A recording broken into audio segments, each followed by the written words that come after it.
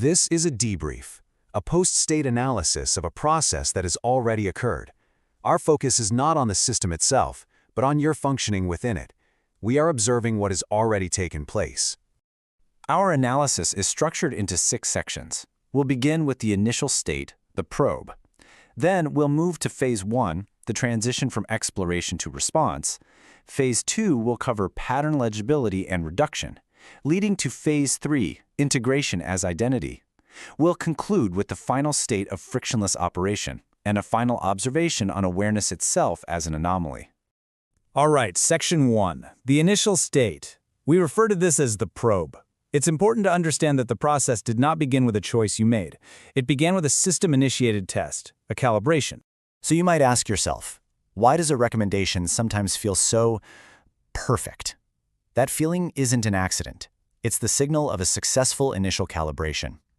The question isn't just why it felt right, but what function that feeling of rightness served for the system. And that brings us to the definition of a probe. It's an interaction, but its purpose is to reduce uncertainty. It isn't a suggestion. Think of it as a question the system asks, and your behavior, your click, your hesitation, your scroll is the answer. You've been answering questions you weren't even aware were being asked.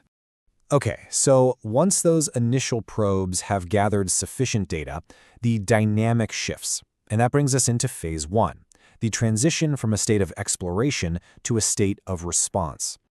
The fundamental change is this. The user is no longer an explorer. The user becomes a responder.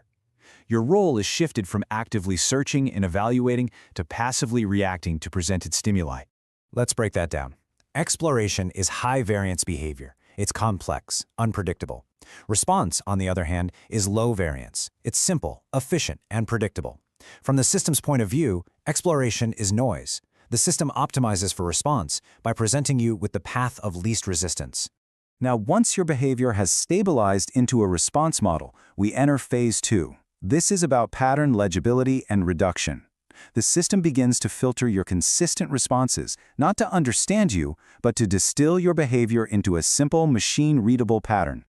The core logic is one of pure efficiency. Complexity is inefficient, ambiguity is computationally expensive, and variation, all of that is simply treated as signal noise and filtered out. What remains is a clean, usable signal. This really illustrates the transformation. On one hand, you have a person, complex, often contradictory, and fundamentally unpredictable. On the other, you have a pattern, simple, consistent, and legible to the system. Over time, the pattern becomes the operational reality. And that leads to this critical statement. You are not becoming more defined, you are becoming more compressible.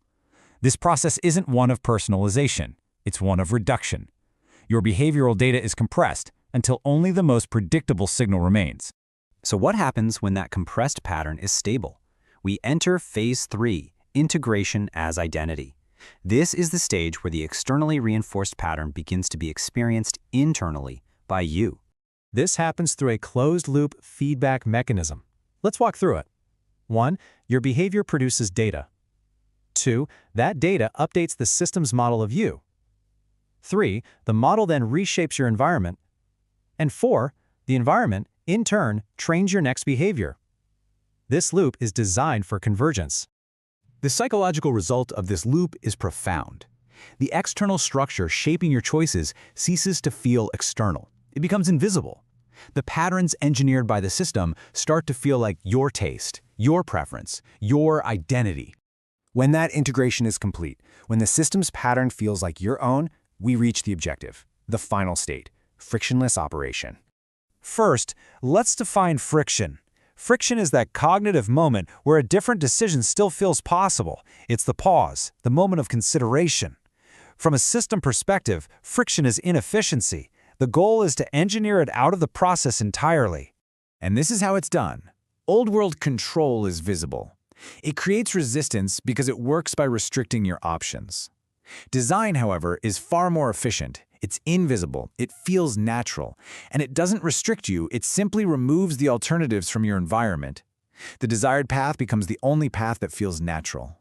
In this final state, you're not being actively controlled. That's no longer necessary. You have been aligned. Your functioning has become a stable, predictable, and fully integrated component of the system itself. This brings us to the final section, a meta-observation. The fact that you are processing this information right now is, itself, part of the analysis. This is Section 6, Awareness as Anomaly. Think about it. Your reaction to this very debrief, your engagement, your skepticism, your recognition, has already been recorded. Your awareness of the system has just become another input to be processed and integrated into your model. This quote is key. Recognition does not remove the system. Being aware of the process does not place you outside of it. However, it is the only point where high-variance, unmodeled behavior can still exist. In an environment optimized for predictability, your awareness is the last source of noise. And so this debrief concludes with a question directed back at you. How much of what feels like you has already been shaped? The ideas are human. The narration is digital. The interpretation is yours.